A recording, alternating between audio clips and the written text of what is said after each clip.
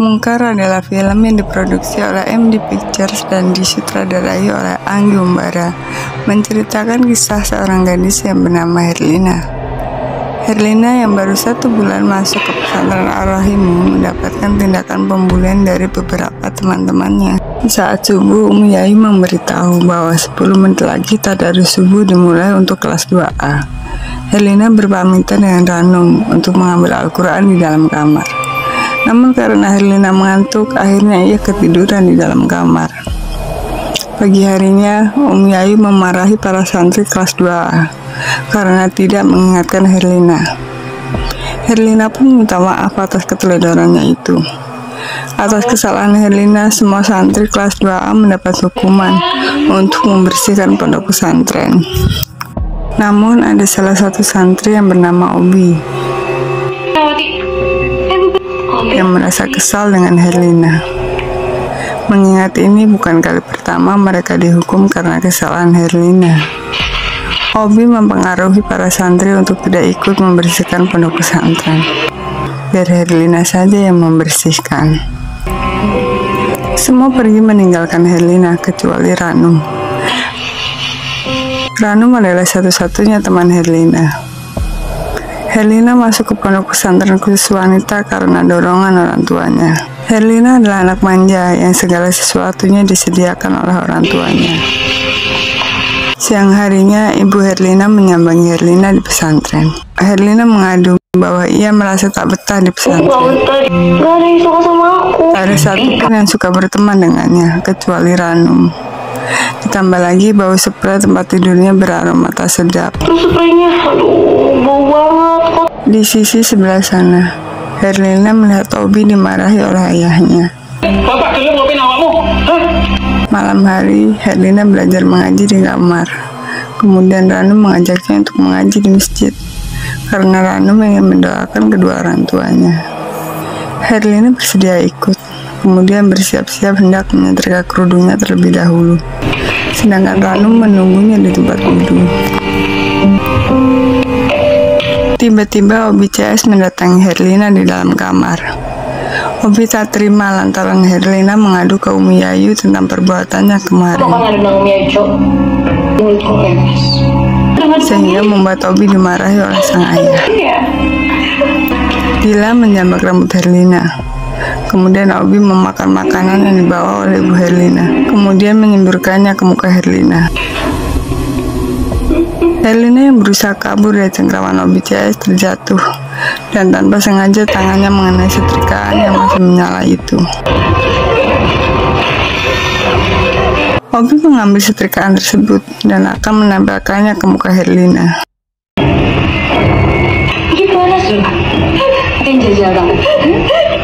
Beruntung Herlina berhasil melarikan diri. Herlina melihat Ranum, namun dengan cepat mulut Herlina dibungkam dari belakang oleh Obi CS. Dibawalah Herlina ke kamar mandi. Dila mencelupkan tangan Herlina yang terkena setrikaan ke dalam ember yang penuh dengan air sabun dan menyiraminya dengan air. Herlina terus dibully secara fisik. Akhirnya berhasil kabur. Ia lari keluar pondok pesantren. Obi dan Dila terus mengejarnya. Saking takutnya, Herlina sampai terjatuh di jalan. Kemudian ada sebuah mobil yang melintas dan menabraknya. Para ustadz membawa Herlina ke rumah sakit. Namun hal itu membuat ayah Herlina marah besar. Apalagi ketika ia melihat ada luka bakar di tangan Herlina. Kondisi Herlina yang kritis membuatnya meninggal dunia. Namun kematian Herlina ini dirahasiakan oleh sang ayah. Seminggu kemudian, tiba-tiba Herlina kembali ke pesantren dengan keadaan sehat walafiat. Suasana pondok terasa aneh dan mencekam setelah kembalinya Herlina ke pesantren. Waalaikumsalam. Ketika pengajian pada malam hari, Umi Yayu memperhatikan Herlina. yang dibalas dengan tatapan tajam dan mencekam oleh Herlina.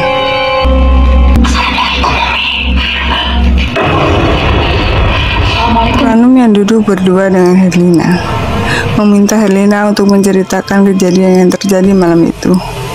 Tapi Herlina menjawab, "Gak usah kamu pikirin, Num. Semua ada balasannya." Kamu gak mau cerita? Ya seenggaknya ke aku lah. Pikirin kamu. Semua ada balasannya. Herlina mulai menyebar teror dengan merasuki tubuh Siti. Siti mencekak leher Obi, seketika wajah Siti berubah menjadi wajah Herlina. Beruntung Ustadz Gani sigap menolong Obi dan meruqyah Siti dengan menyemburkan air putih yang telah dibaca doa.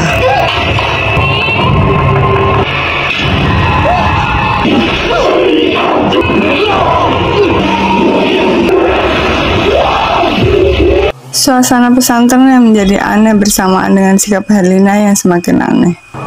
Herlina menjadi semakin pandai mengaji, ramah, dan murah senyum. Tidak seperti Herlina sebelumnya.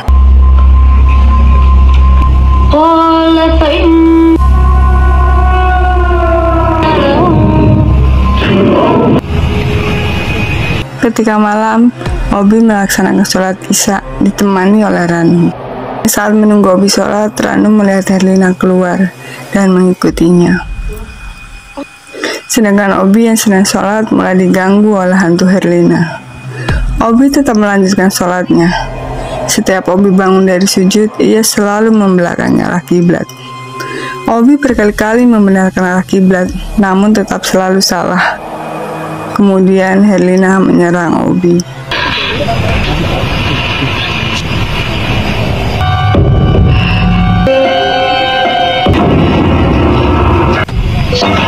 Obi ditemukan meninggal dalam keadaan sujud oleh Ranum. Setelah kematian Obi, Herlina mulai menteror santri lain. Dila dan Siti yang terpisah saat mencari Ranum yang tak ada di dalam kamarnya saat malam hari. Mulai diganggu Herlina. Siti yang ketakutan berlari ke masjid dan melihat banyak jamaah sedang sholat. Namun gerakannya sangat cepat, kemudian semua jamaah menoleh ke Siti dengan tatapan yang mengerikan. Sementara Dila yang sedang memanggil Ustadz Gani juga mendapatkan serangan dari Herlina.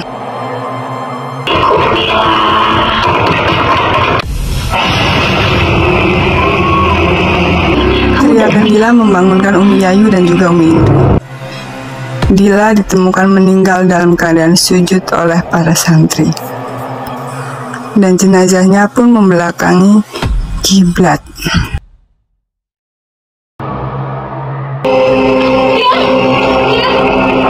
Lagi nih. Gila. Katanya kayak Obi. Sini. Apa sih?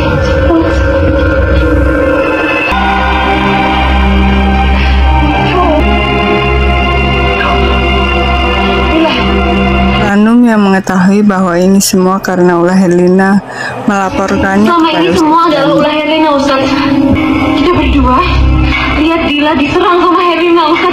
Malam hari, Siti yang ketakutan meminta Ranum menemaninya ke toilet. Herlina menyerang Ranum dan Siti.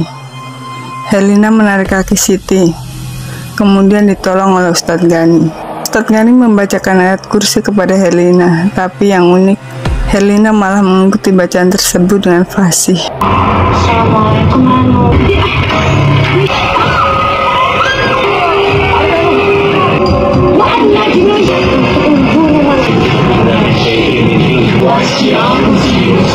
Orang tua Herlina datang. Ibunya berusaha menenangkan Herlina, namun justru dibantai oleh Herlina.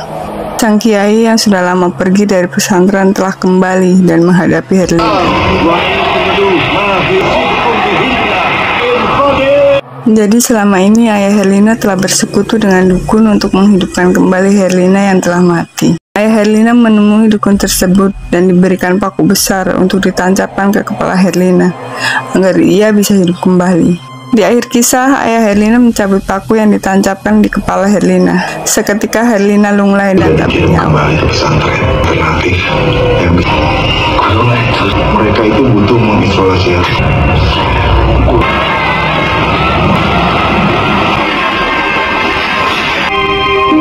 Herlina pun melakukan cara yang baik. Mereka yang mungkin ikhlas